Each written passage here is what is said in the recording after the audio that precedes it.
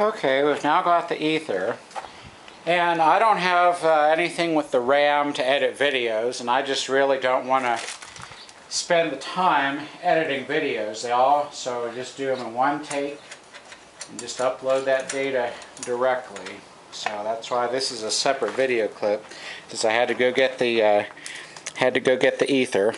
So I'll spray some in, and should be able to get it started this time. Let's try it now.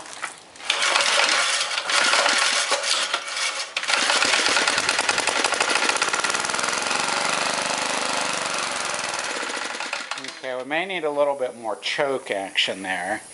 I'm going to give it another spray, and we'll give it a little bit more choke.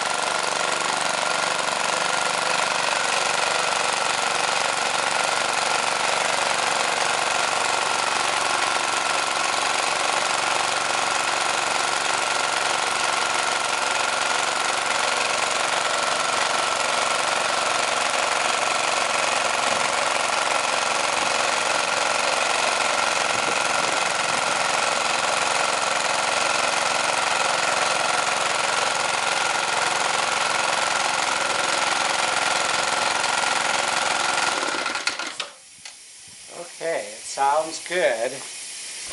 If it was going to squeal, it would have squealed by now.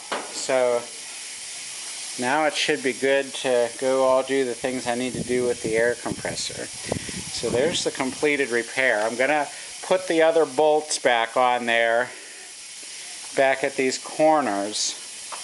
I think it only had two when I got it. I think it was missing one, so I think I'll need to get another one to put back on there. But now it looks like we do have it running pretty good.